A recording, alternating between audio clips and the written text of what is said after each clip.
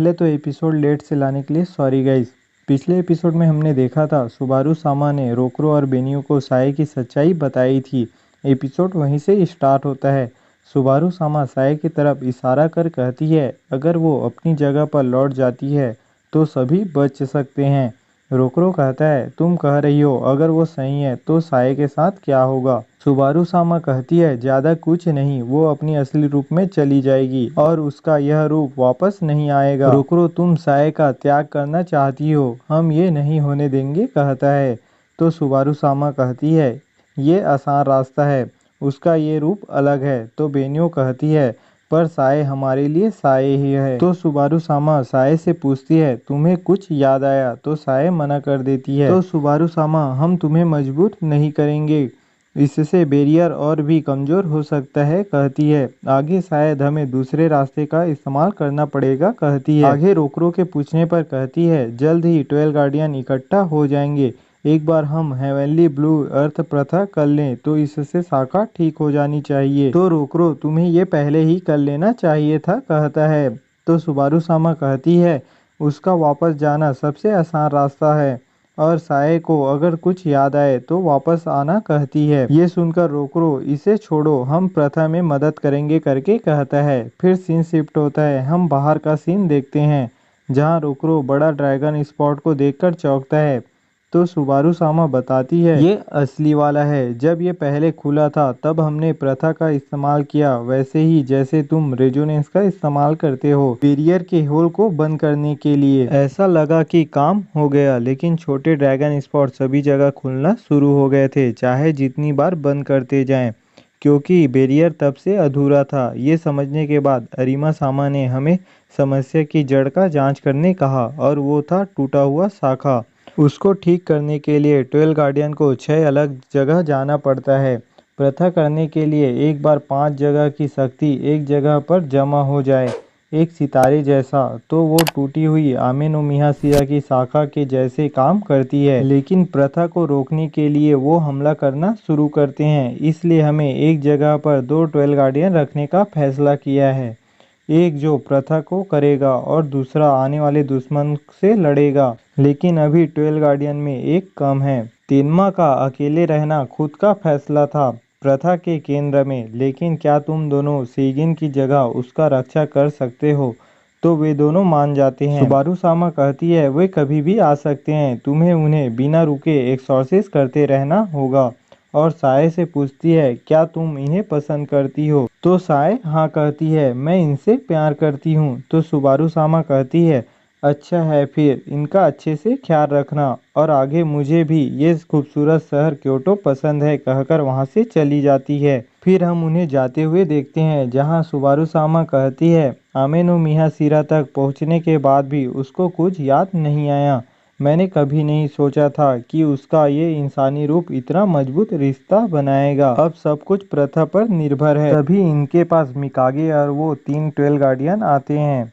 मिकागे अरीमा सामा के बारे में सुबारू सामा को बताता है कि उस पर हमला हुआ है। मैंने ओरेकल की मदद से उनका ठिकाना जानने की कोशिश की, लेकिन जितनी बार मैं कोशिश करूं उनके होने का कोई एहसास नहीं हुआ। तो सुबारू सामा हैरान होते हुए कहती है तुम कहना चाहते हो कि वो मारे गए? तो उनमें से एक 12 गार्डियन कहता है माफ करना, लेकिन उसके साथ ऐसा नहीं हो सकता, ये किसी तरह की गलती हो सकती है। तो सुबारू सामा कहती है चीफ तेनमा की रक्षा करने वाले थे प्रथा की दौरान।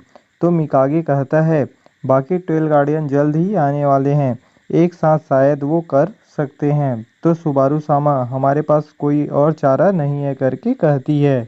फिर हम रोकरो की तरफ देखते हैं। ये लोग अपने पोजीशन में पहुंच जाते हैं और किगारी को एक्सॉर्सिस्ट करने लगते हैं। साए ये सब देख किनाको से पूछती है कि क्या ये सब बुरा है? तो किनाको कहता है ये हेडक्वार्टर का इलाका हो सकता है, लेकिन एक एवरेज एक्सॉर्सिस्ट हर दिन शार्पेंट और ट्रू शार्पेंट से नहीं लड़ते, इसलिए वो सब निराश हैं। फिर हम 12 गार्डियन की तरफ देखते हैं जो सभी बात कर प्रथा को करने के लिए अपने अपने पोजीशन पर चले जाते हैं। फिर सभी उस प्रथा को करना स्टार्ट कर देते हैं और बाकी गार्डियन रक्षा के लिए तैयार हो गए होते हैं। रोकरो कहता है लगता है इससे काम हो रहा है, और फिर केगारे को एक्सॉर्सिस्ट करने लग जाता है। उनकी प्रथा से टूटी हुई शाखा हील होना स्टार्ट हो जाता है, पर वो बहुत धीरे से होने लगता है। तो सुबारू सामा सोचती है अब तक शाखा वापस उग जाना चाहिए था और ड्रैगन स्पॉट को भी गायब हो जाना चाहिए था। अरीमा सामा के न होने से चीज़ें धीमी हो रही है। फिर हम एक जगह पर कुरानासी को देखते हैं जो एक तालिस्मान का यूज कर कहता है ड्रैगन स्पॉट के बंद होते ही सभी एक्सॉर्सिस्ट का विनाश शुरू हो जाएगा। इधर बाकी 12 गार्डियन भी केगारे को एक्सॉर्सिस्ट करने में लगे हुए होते हैं। ड्रैगन स्पॉट धीरे धीरे बंद होना स्टार्ट हो जाता है। फिर हम रोकरो और बेनियो की तरफ देखते हैं। वे दोनों उस केगारे से लड़ते हुए काफी जख्मी हो गए होते हैं, फिर भी हार नहीं मानते हैं। साये किनाको से पूछती है पापा और बेनियो ये सब क्यों कर रहे हैं? तो किनाको कहता है ये सब उनकी रक्षा के लिए जिनसे वो प्यार करते हैं। ये बात सुनकर साये कुछ सोचने लगती है। रोकरो और बेनियो रेजोनेंस का यूज कर उस केगारे को हरा देते हैं। फिर किनाको और साये उनके पास आ जाते हैं। साये कहती है आपने अपना काम कर दिया, मैंने भी अपना काम कर दिया है। तो बेनियो कैसा काम करके पूछती है, पर तभी किनाको ड्रैगन स्पॉट बंद हो रहा है करके कहता है। सभी लोग खुश होने लगते हैं कि 12 गार्डियन ने ये कर दिखाया।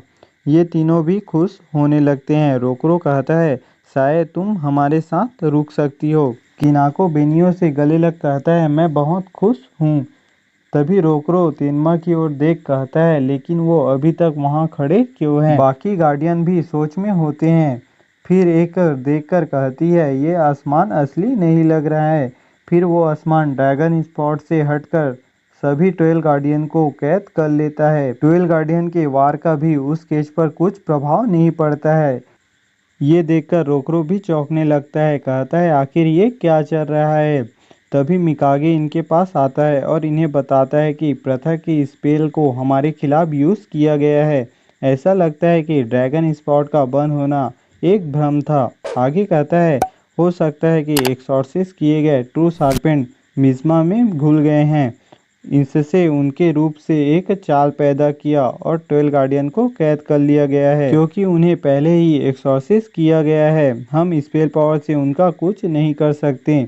12 गार्डियन का सूख किया जिसकी वजह से मिज़्मा का प्रभाव कम हो गया है और हम सांस ले पा रहे हैं। लेकिन जब तक ड्रैगन स्पॉट से मिज़्मा आ रहा है कोशिश बर्बाद है। अगर हम ड्रैगन स्पॉट को बंद कर पाएं तो तेनमा और बाकी को वापस ला सकते हैं। आगे रोकरो और बेनियो से क्या तुम शाखा को वापस लौटने कह सकते हो करके कहता है, पर रोकरो और बेनियो हम ये करेंगे करके आगे आते हैं और साये को तुम्हें कुछ करने की ज़रूरत नहीं कहते हैं।